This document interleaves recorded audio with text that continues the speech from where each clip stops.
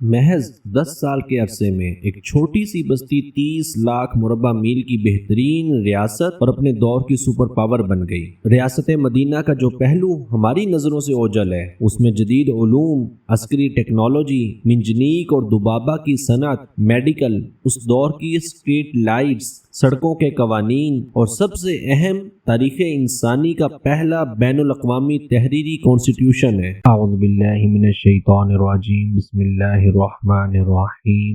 آج ہم تاریخ کے اس عظیم الشان باب کو کھولنے جا رہے ہیں جس نے انسانیت کو حکمرانی کا وہ نسخہ عطا کیا جس کی مثال نہ اسے پہلے ملتی ہے نہ اس کے بعد ملتی ہے۔ ہم بات کر رہے ہیں حضور نبی اکرم صلی اللہ علیہ وآلہ وسلم کی ریاست مدینہ کی۔ یہ محض ایک سیاسی غلبہ نہیں تھا بلکہ الہامی نظریے کی عملی تشکیل تھی۔ جدید مغربی دنیا، ماڈرن ورلڈ کے تمام بڑے تصورات سے ریاست مدینہ صدیوں آگے ہے۔ ترقی کے ہر کام میں ماڈرن ورلڈ نے ہمیشہ ریاست مدینہ کو کاپی کیا اور ترقی حاصل کی۔ ریاست مدینہ کی ابتدا ہوتی ہے حضور نبی اکرم صلی اللہ علیہ وآلہ وسلم کی ہجرت سے۔ نبی اکرم صلی اللہ علیہ وآلہ وسلم نے مدینہ منورہ میں ہجرت فرمائی تو مدینہ حضور نبی اکرم صلی اللہ علیہ وآلہ وسلم کی ریاست کا دارالخلافہ بن گیا۔ حضور اس کے ہیڈ سربراہ مقرر ہوئے۔ تمام یہود و نصارہ نے، مسلمانوں نے، جتنے بھی لوگ تھے مدینہ کے، انہوں نے نبی اکرم صلی اللہ علیہ وآلہ وسلم کو سربراہ ریاست کے طور پر قبول کیا۔ حضور نبی اکرم صلی اللہ علیہ وآلہ وسلم نے ریاست مدینہ میں جو سب سے پہلا کام کیا وہ ایک عمرانی معاہدہ تھا۔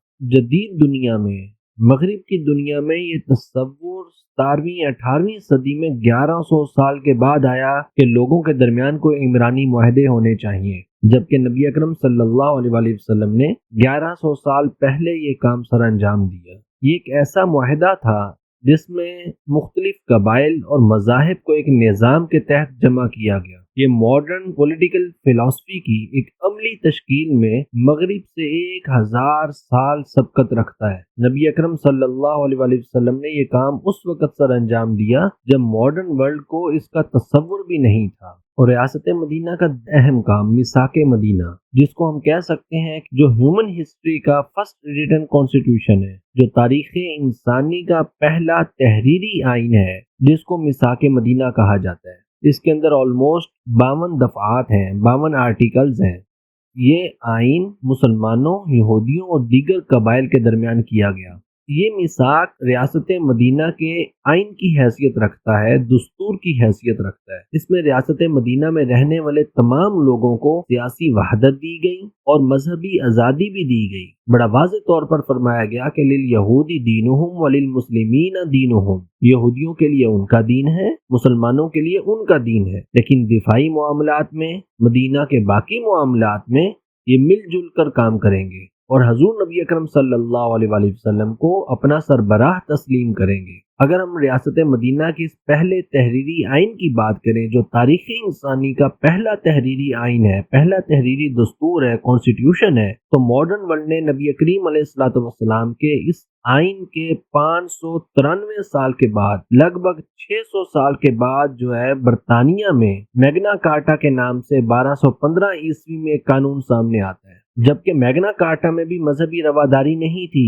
مذہبی رواداری کے قوانین تو یورپ میں 18ویں صدی کے بعد بننے شروع ہوئے۔ گویا حضور نبی اکرم صلی اللہ علیہ وآلہ وسلم کا بنایا گیا آئین اور دستور جو ریاست مدینہ کے لیے تھا، وہ ماڈرن ورلڈ کے میگنا کارٹا سے، جس کو ماڈرن ورلڈ کا پہلا آئین کہا جاتا ہے، پہلا دستور کہا جاتا ہے، اس سے 1000 گنا زیادہ بہتر تھا۔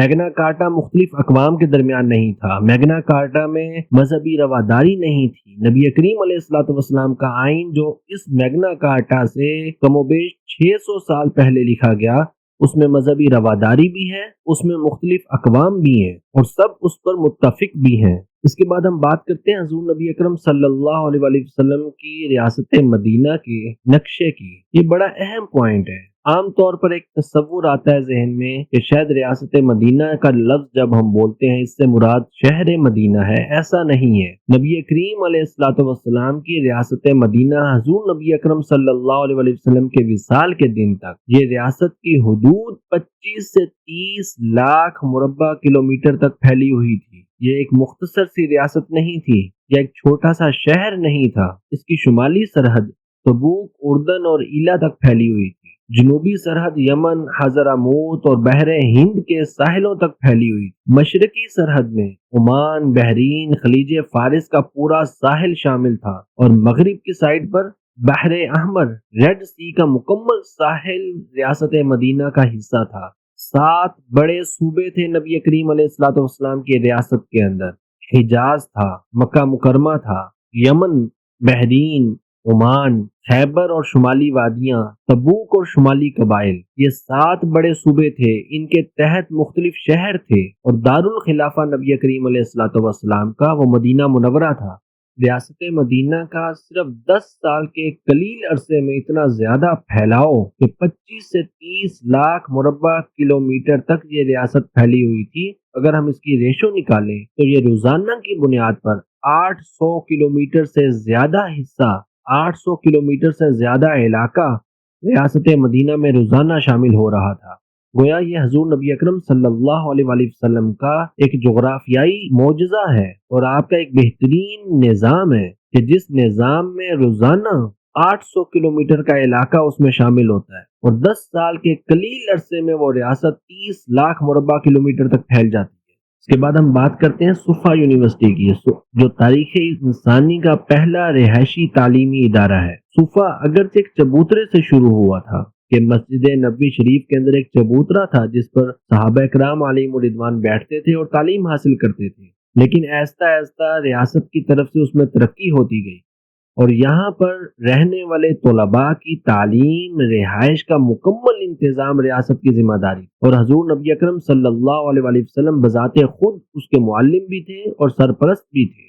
یہاں پر صرف دینی علوم نہیں پڑھائے جاتے تھے، بلکہ سفارتی امور کے لیے عبرانی، سریانی زبانیں سکھائی جاتی، مختلف زبانیں صحابہ کرام کو سکھائی جاتی تھی، انہیں لکھنا پڑھنا سکھایا جاتا تھا، انہیں جدید علوم دیے جاتے تھے، باقاعدہ نصاب تھا۔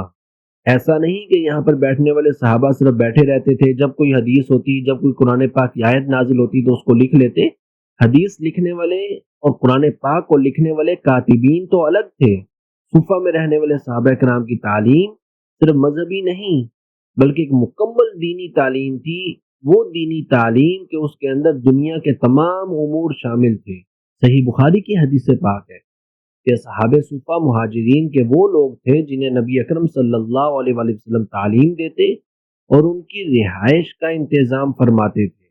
اگر ہم ماڈرن ورلڈ کو دیکھیں تو ماڈرن ورلڈ میں یہ نظام یا یونیورسٹیز کا یہ نظام نبی کریم علیہ السلام کی ریاست کے کم و بیش 450 سال کے بعد آیا ہے۔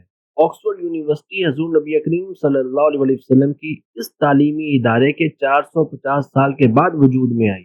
پھر ریاست مدینہ کی شہری منصوبہ بندی اور بلدیاتی نظام، نبی اکرم صلی اللہ علیہ وسلم نے ارشاد فرمایا تھا اجعلوہ سبعۃ اذرع، کہ اپنے راستوں کی چوڑائی 7 ہاتھ رکھو، یعنی تقریباً 10 سے 12 فٹ۔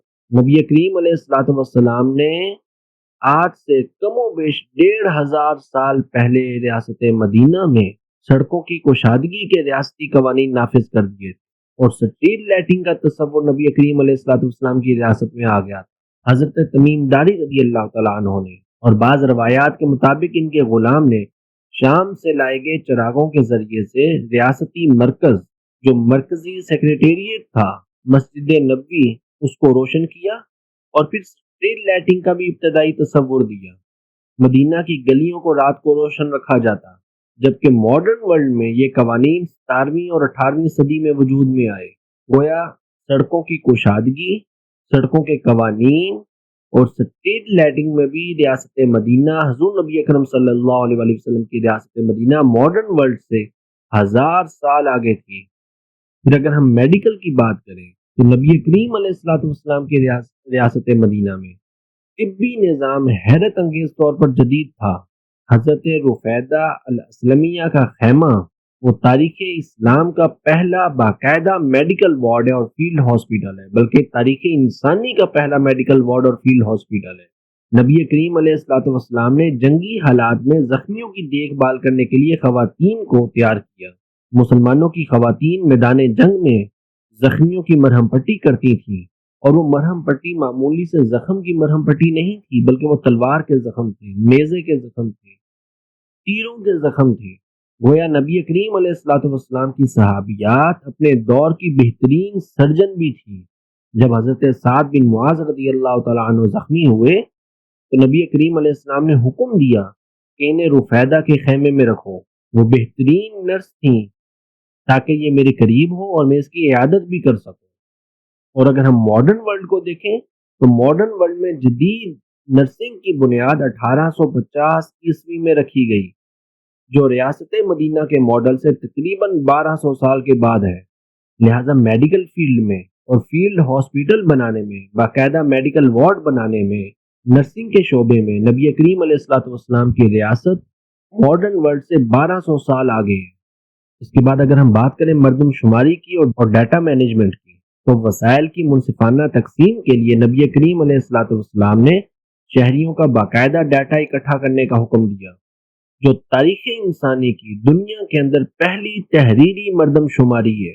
صحیح بخاری کے مطابق نبی کریم علیہ السلام نے حکم دیا کہ میرے لیے ان تمام لوگوں کے نام لکھو جنہوں نے اسلام قبول کر لیا ہے، جبکہ ماڈرن ورلڈ میں امریکہ میں پہلی مردم شماری 1790 میں اور برطانیہ میں پہلی مردم شماری 1801 میں کی گئی۔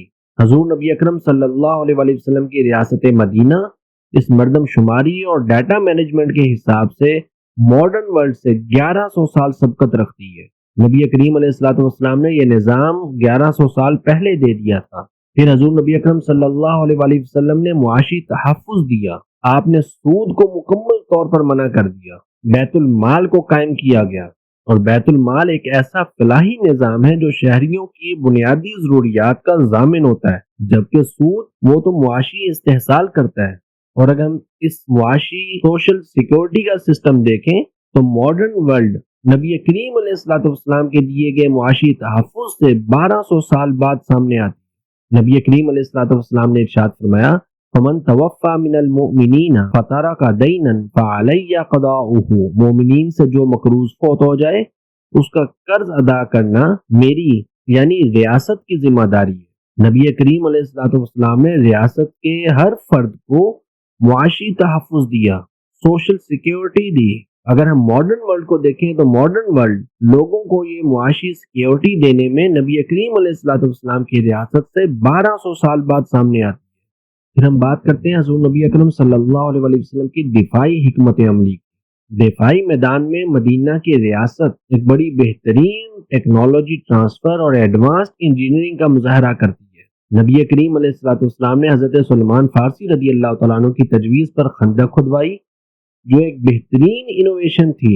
عرب کے لوگ اس کو بالکل نہیں جانتے تھے، اور صرف یہاں تک نہیں، نبی کریم علیہ الصلوۃ والسلام نے صحابہ کرام علیہم رضوان کو جدید عسکری ٹیکنالوجی کے لیے انہیں یمن کے شہر جرش بھیجا تاکہ وہ وہاں سے سیکھ کر آئیں اور پھر مدینہ میں آ کر ذبابہ اور منجنیق بنائیں۔ ذبابہ ایک ٹینک نما گاڑی ہوتی تھی اور منجنیق جس سے وہ گولے پھینکتے تھے۔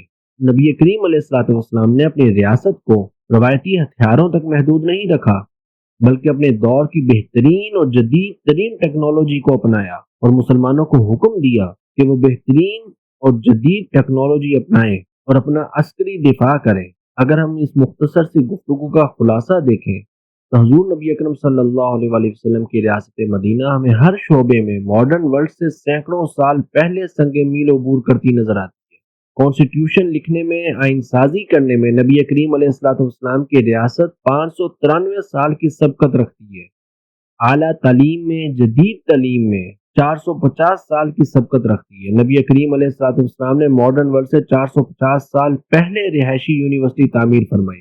اگر ہم میڈیکل کے شعبے کو دیکھیں تو نبی کریم علیہ الصلوۃ والسلام نے ماڈرن ورلڈ سے 1200 سال پہلے ریاست مدینہ میں بہترین طبی نظام قائم کیا۔ ڈیٹا مینجمنٹ کو دیکھیں، مردم شماری کو دیکھیں تو نبی کریم علیہ السلام کی ریاست 1100 سال کی سبقت رکھتی ہے۔